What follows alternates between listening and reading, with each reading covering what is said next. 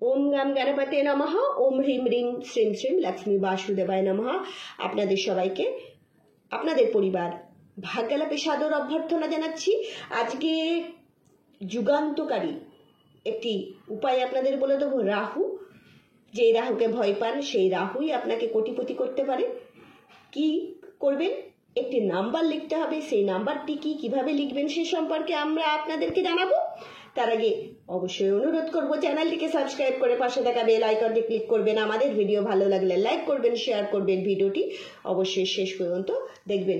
চলুন আমরা রাহু নিয়ে কথা বলছি। দেখুন, রাহু নিয়ে প্রচুর ভিডিও আছে আমাদের এই পরিবারে, এই চ্যানেলে, কিন্তু অনেক কমেন্টও পেয়েছি যে ম্যাডাম বা মাতাজি, যে রেমেডি করব রাহুর, কোনো অসুবিধা হবে না তো?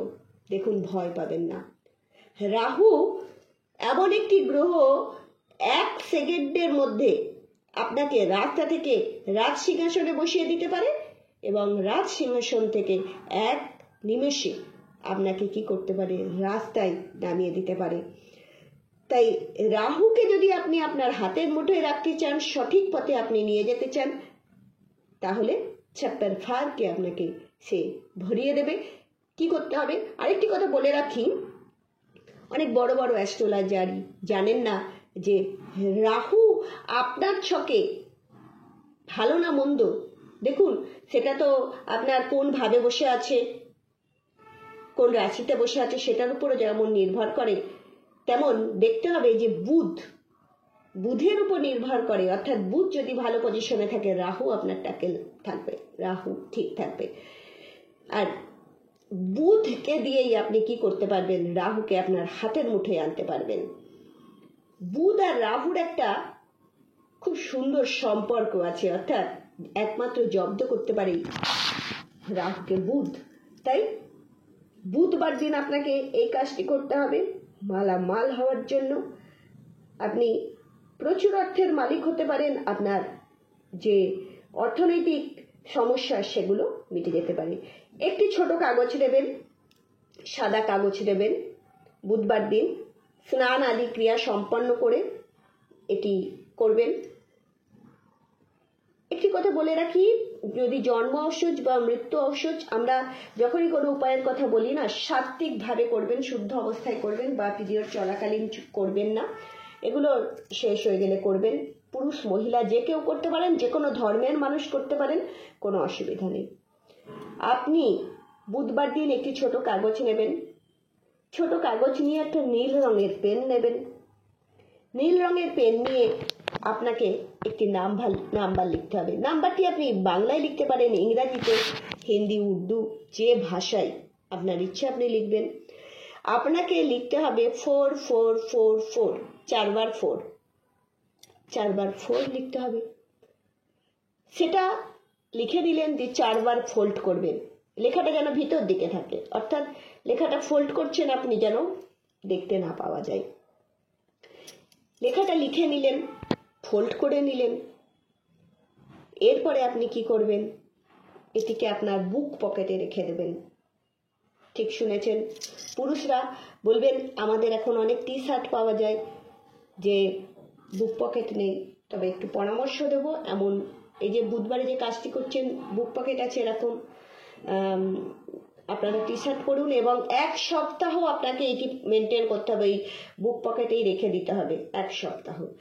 আপনি ড্রেস চেঞ্জ করুন, কিন্তু ওটাকে ট্রান্সফার করবেন, যেটাতে পরবেন সেটাতে বুক পকেটে রেখে দেবেন। আপনার সাথে যতক্ষণ থাকবে ততক্ষণই ভালো। ওটাতে আপনার খুলে বারবার আপনাকে দেখতেও হবে না, হাতও দিতে হবে না, কিচ্ছু না, রেখে দেবেন। এটা হচ্ছে ধন সম্পত্তি আকর্ষণকারী একটি নাম্বার। এটি রেখে দিলেন। তবে এই যে রেখে দিলেন, এই সময় নিশ্চয়ই আপনি সাত্ত্বিক জীবনযাপন পালন করবেন।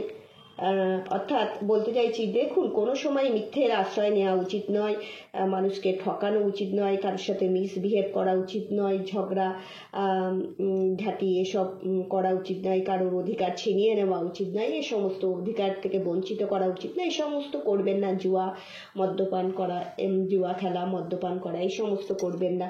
কোনো অবৈধ সম্পর্কে জড়াবেন না, তাহলে কিন্তু আরও আপনি এই পথে চলে যাবেন। কেননা এগুলো খারাপ রাহুর লক্ষণ বললাম, ভালো রাহু আর তখন না, খারাপ রাহু আপনাকে আরও বিপদে নিয়ে যাবে।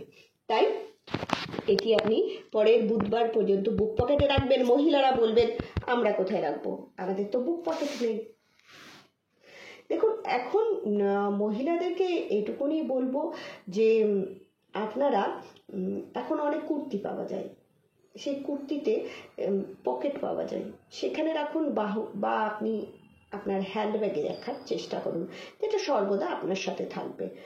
আর যদি বুক পকেট লাগানো যদি কোনো সিস্টেম থাকে, কোনো কুর্তি বা শার্ট আপনি পরেন, কোনো তো কথাই নেই, অসুবিধা নেই, আপনার ইচ্ছা, অপশান আমরা বলে দিলাম। এরপরে পরের বুধবার আপনি ওটিকে কি করবেন, পরের বুধবার কিন্তু এই লেখাটিকে আবার মানে এই কাগজটিকে আপনি সরিয়ে নেবেন, সরিয়ে নিয়ে নতুন আবার করে লিখবেন, একই পদ্ধতি দিয়ে এটি আপনি লিখে নেবেন বুক পকেটে, আবার যেভাবে রেখেছিলেন, মানে আবার কন্টিনিউ করছেন, আর পুরোনোটা ছিঁড়বেন, ভালো করে ছিঁড়ে কোনো গাছের গোড়ায় দিয়ে দেবেন। গাছের গোড়ায় এই জন্যই বলছি যে দেখুন, সবুজ,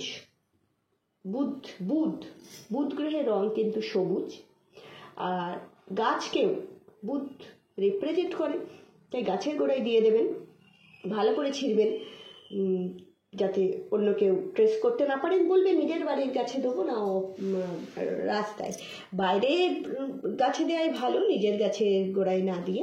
কেননা সেটা কী হবে বলুন তো, যত পঞ্চতত্ত্বের সাথে মিশতে পারবে, পঞ্চভূতে লীন হতে পারবে। বলবেন আমার বাড়িতেও তো হবে, হ্যাঁ, সময়টা একটুখানি কি হতে পারে, একটু বেশি লাগতে পারে, দীর্ঘায়িত হতে পারে, কিন্তু আপনার তাড়াতাড়ি কি হয়ে যাবে, তাড়াতাড়ি ওটা কিন্তু পঞ্চভূতে বিলীন হয়ে যাবে। বাইরে যত আপনি রাখবেন, উন্মুক্ত ভাবে আপনি ছেড়ে দেবেন। তাই এটি করুন। আর কত দিন করবেন, এটাও একটা কিন্তু প্রশ্ন। দেখুন, আপনার অরাটা কতটা ক্লিন সেটার উপর নির্ভর করছে, আপনি কতটা সাত্ত্বিক, আপনি কতটা ঊর্জাবান সেটার উপর নির্ভর করছে। যে যত ঊর্জাবান তার তত তাড়াতাড়ি হয়ে যাবে, যতদিন না হয় নিজের কাজটি করতে হবে, এটা কন্টিনিউ করতে হবে। 4 সপ্তাহ করে স্টপ করুন, 1 মাস, আবারও পরের 4 সপ্তাহ, মানে আবার 1 মাস করুন। এভাবে করলে অবশ্যই দেখবেন যে আপনি কি করবেন, আপনি কিন্তু রাহুকে অ্যাক্টিভেট করে নিতে পারবেন, এবং আপনার জীবনে ধন সম্পত্তি যে সমস্যা আছে ধন সম্পত্তিগত, সেগুলো মিটে গিয়ে প্রচুর সম্পত্তির আপনি মালিক বা মালকিন হতে পারবেন।